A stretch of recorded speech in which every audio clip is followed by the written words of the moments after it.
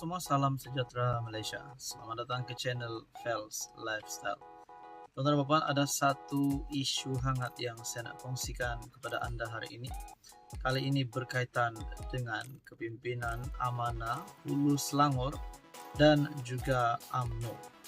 Nah, saudara-saudara, saya melihat dalam satu artikel daripada Malaysia Kini, Amanah Hulu Selangor tak puas hati. Apa sebab tiba-tiba saja Amanah Hulu Selangor tak puas hati jawatan penyelaras DUN diserah pada UMNO?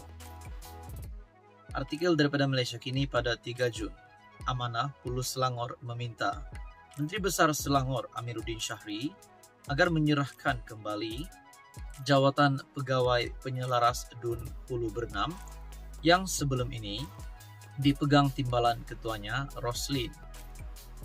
Naib Ketua Amanah Hulu Selangor Muhammad Syafiq Musa mendakwa Roslin ditamatkan tugas sebelum ini dengan jawatan itu diberikan kepada Ketua UMNO Hulu Selangor Muhammad Isa Abu Kasim.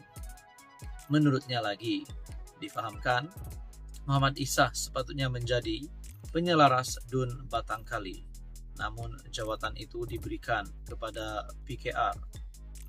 Menurut kenyataan daripada Naib Ketua UMNO, Naib Ketua Amanah Hulu Selangor Muhammad Syafiq Musa yang mendakwa Roslin ditamatkan tugas sebelum ini dengan jawatan itu diberikan kepada Ketua UMNO Hulu Selangor Muhammad Isa Abu Kasim, yang difahamkan juga Muhammad Isa sepatutnya menjadi penyelaras DUN Batangkali, namun jawatan itu diberikan kepada PKR.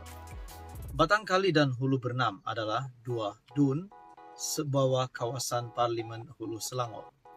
Kami telah memohon penjelasan tentang perkara ini, namun sehingga sekarang masih lagi belum mendapat jawaban daripadanya. Kami juga dimaklumkan tindakan penambatan tersebut merupakan langkah politik pihak tertentu yang berusaha menempatkan diri di DUN Batangkali yang sepatutnya diberikan kepada UMNO.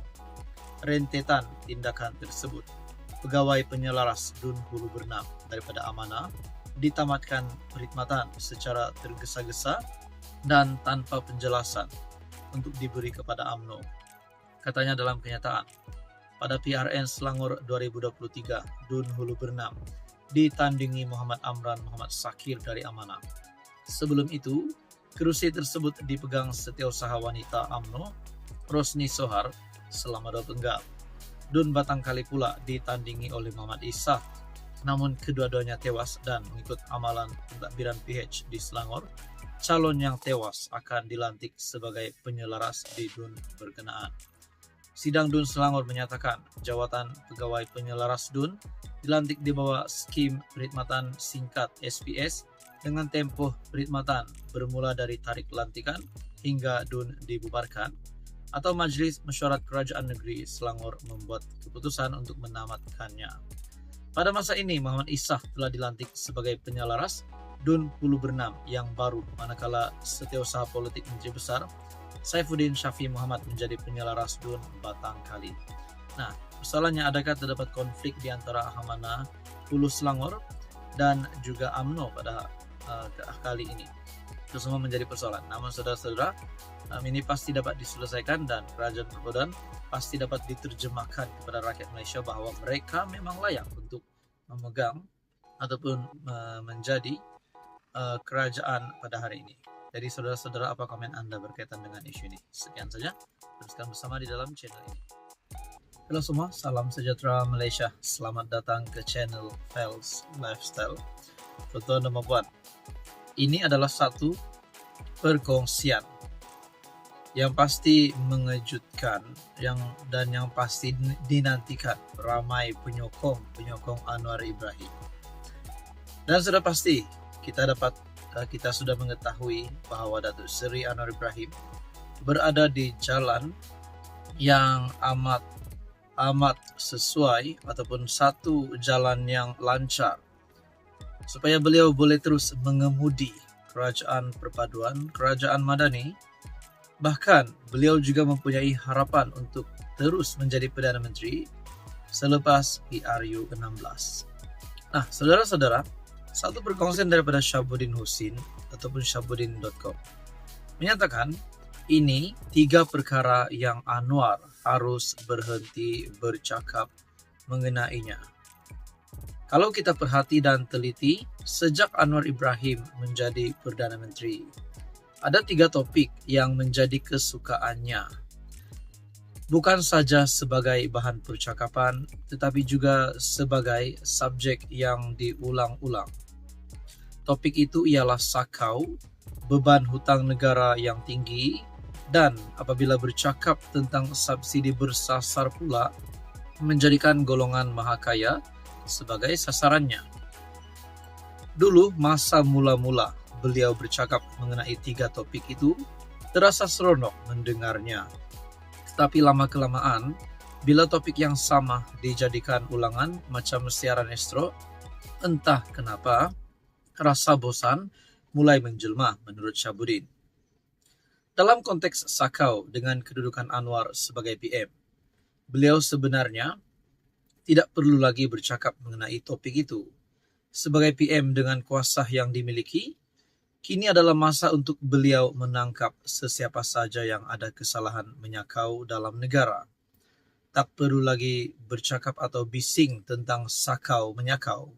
Sepatutnya ketika ini sudah ada harta kekayaan dalam simpanan penyakau-penyakau itu yang telah berjaya dikembalikan kepada tabung khazanah negara. Logiknya, kalau Anwar bercakap tentang orang itu atau orang ini menyakau, sudah tentu bukti ada dalam genggamannya. Setidak-tidaknya sebelum PRU 16, lebih baik Anwar betul-betul menumpukan untuk menangkap siapa penyakau itu dan membawa balik kekayaan yang mereka miliki, sama ada di dalam atau luar negara. Setelah menjadi PM, biarlah kuasa lebih banyak bekerja daripada mulut berbicara. Ini pada pandangan pribadi saya amat setuju dengan kenyataan Syahabuddin, ataupun mungkin ini adalah satu nasihat ataupun peringatan kepada Perdana Menteri. Namun saudara-saudara, kita tahu Datuk Seri Anwar Ibrahim adalah PM yang bekerja, adalah PM yang akan membuat ataupun melakukan setiap yang keluar daripada mulut Perdana Menteri, yaitu Datuk Seri Anwar Ibrahim. Berkaitan dengan sakau menyakau, sudah pasti Anwar Ibrahim akan menundukkan musuh-musuh ataupun jerung-jerung penyakau di dalam Malaysia ini, di dalam kepimpinan politik. Tidak kira pada hari ini ataupun kepimpinan sebelum ini. Bahkan setelah saya mendengar kenyataan daripada Syahabuddin ini, saya teringat pula kenyataan daripada Tun Dr. Mahathir yang secara sinis meminta bantuan Anwar untuk membawa kembali duit yang didakwa dicuri oleh Dr. Mahathir yang berada di luar negara, kononnya di Switzerland. Adakah ini mempunyai kaitan dengan kenyataan daripada Syahabuddin ini? Itu menjadi persoalan. Namun saudara-saudara, seperti yang kita tahu, Datuk Seri Anwar Ibrahim, setakat ini kita dapat lihat sudah banyak pelabur yang masuk ke Malaysia, menjadikan itu kemenangan kepada Datuk Seri Anwar Ibrahim. Namun menurut Syahabuddin, ini 3 perkara yang Anwar harus berhenti bercakap. Maksudnya Anwar perlu tunjukkan bukti itu secepat mungkin kepada rakyat Malaysia supaya beliau dapat dilihat mampu terus mengemudi kerajaan perpaduan pada PRU 16 akan datang. Jadi saudara-saudara, berkaitan dengan kenyataan daripada Syahabuddin ini, apa komen Anda? Sekian saja, teruskan bersama di dalam channel ini untuk info yang seterusnya.